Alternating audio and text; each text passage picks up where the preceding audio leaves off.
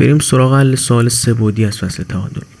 صورت سوال از ما چی خواسته؟ صورت سوال به ما گفته مجموع اندازه آر واکنش تکیه‌گاهی در این پیچ در قسمت او و مجموع مومان‌های تکیه‌گاهی در قسمت او رو به دست بیارید. برای حل سوالات سه بعدی اول از همه تنها کاری که می‌کنیم اینه که نیروها رو تجزیه می‌کنیم. خب حالا تجزیه نیروها رو به صورت شماتیک اینجا نشون بدیم. اگه بخوایم برای این نیرو تجزیه نیروها رو انجام بدیم 1.6 کیلونیوتن داریم که به این صورت قرار میگیرن، یعنی این قسمت میشه 1.6 در کوسینوس 50 و یه دونه مؤلفه در راستای منفی ایگرگ قرار داده شده. دستگاه مختصات x مثبت، y مثبت و z مثبت به این سمت گرفته شده. پس اینم میشه 1.6 در سینوس 50. حالا اینجا نمیشه خوب نمایشش داد. خب برای تجزیه این نیرو داریم که این زاویه رو به ما داده C، پس این زاویه ما 60 هستش و اگه اینجا یک زاویه رسم کنیم اینجا هم با C خواهد بود.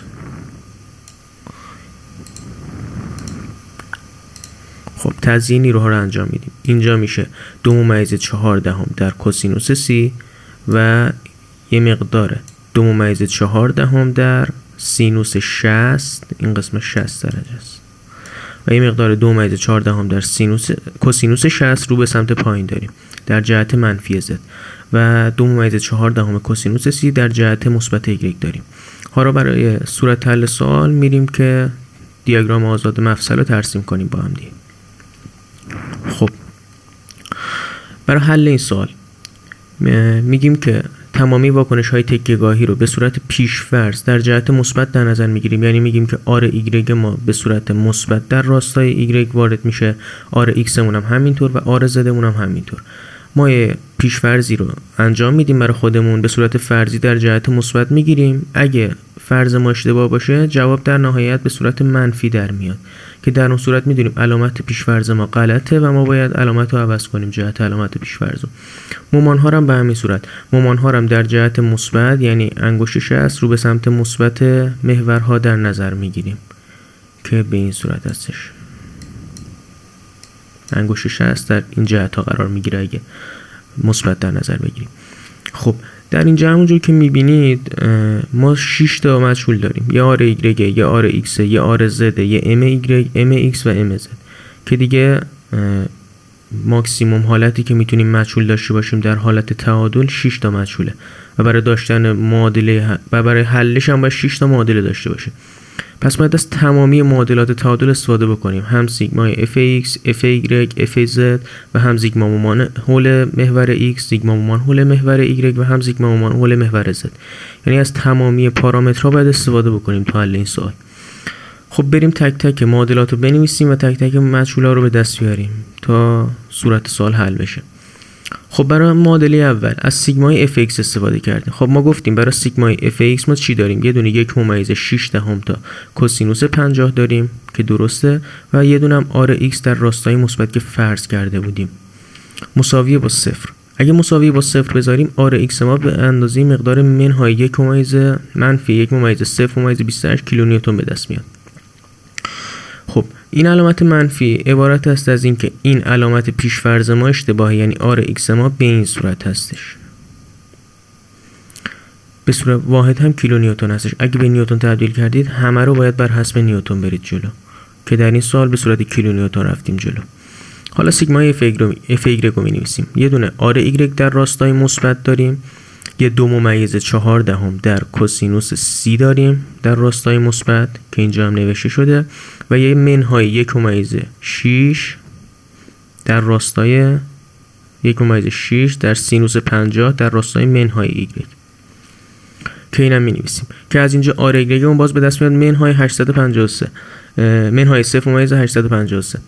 خب که بازم نشون میده آر ایگرگ پیش‌فرض ما که در جهت مثبت گرفته بودیم اشتباهی، یعنی ما باید در این جهت علامت تکیه‌گاهیمون درست هستش.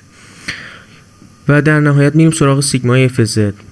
سیگمای اف زد ما چی داریم؟ یه دونه آر اف زد داریم که در راستای مثبت در نظر گرفته بودیم به صورت پیش‌فرض و یک منهای 2.4 در کوسینوس 60 خب ببینید ما گفتیم منهای 2/4 در کوسینوس 60. اینجا از این زاویه استفاده کرده و سینوس سی رو نوشته که مقدار سینوس سی و کوسینوس 60 هر دو با هم دیگه برابر هستش و هیچ فرقی نداره و برابر با 0 قرار داده معادله رو، چون در حالت تعادل هستش.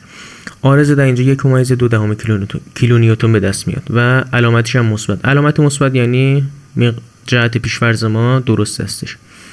خب از ما مجموع مقدار آر رو خواسته. برای به دست آوردن مجموع مقدار آر یعنی باید بنویسیم رادیکال آر ایکس به توان 2 علاوه آر ایگرگ به توان 2 علاوه آر زد به توان 2 اندازه نهایی آر رو از ما در واقع میخواد که اگه این کار رو انجام بدیم و تک تک اینها رو به توان 2 برسونیم و زیر رادیکال ببریم به مقدار 1.796 کیلونیوتن میرسیم.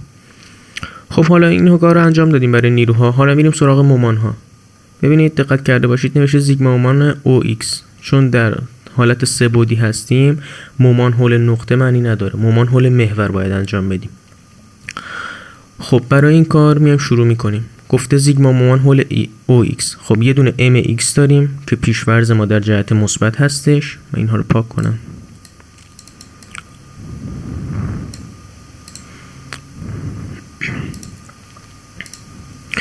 یه دونه mx داریم که در جهت پیش‌فرض مثبت هستش. 1/2 کوسینوس سی در 15 این فاصله رو میگه. 2/14 کوسینوس سی در فاصله 15 که یک مومان مثبت ایجاد میکنه برای ما رو به این سمت که علامتش هم اینجا مثبت گرفته و 1/1/6 در سینوس 50 در فاصله 2 علاوه 15 یعنی 35 که علامتش هم منفی هستش، درست نمایش داده. یک مومان این سمتی بر ما ایجاد میکنه حول این محور. خب با نوشتن این معادله مقدار mx برای ما به دست میاد بر حسب کیلونیوتن در متر. حالا برای سیگما مومان او ایگرگ هم همین کار رو انجام میدیم. میایم مینویسیم مومان ایگرگ ما در جهت مثبت پیش‌فرض و نیروهای بعدی که برای ما مقدار مومان ایجاد میکنن. نیروی بعدی که برای ما مقدار مومان ایجاد میکنه عبارت است از 1/6 در کوسینوس 50 در فاصله 35 که برای ما یک مقدار مومان منفی ایجاد میکنه. درست استش و مقدار ام بر حسب کیلونیوتن در متر به دست میاد. برای سیگما مومان زد هم همین کارو میکنیم. مینویسیم که یک مومان زد پیش‌فرض داریم که عبارت است از مومان تکیه‌گاهی ما. این مومان ها مومان های تکیه‌گاهی ما که تکیه‌گاه تحمل میکنه. خب و در منهای 1/6 سینوس 50 یعنی این مقدار در 2 که از اینجا ام زد ما به دست میاد. خب 1/6 سینوس 50 در این مقدار که برای ما یک همچین مومان ایجاد میکنه که عکس این هست و منفی میشه عبارتمون. عبارت منهای 1/6 به خاطر این منفیش به خاطر اینکه مومان ما در جهت خلاف پیش‌فرض ما هستش و ام زد ما هم به دست میاد بر حسب کیلونیوتن در متر. باز هم برای به دست آوردن اندازه مومان تکیه‌گاهی می‌نویسیم رادیکال mx به توان 2 علاوه my به توان 2 علاوه mz به توان 2 که برابر میشه با 0.451 کیلونیوتن در متر.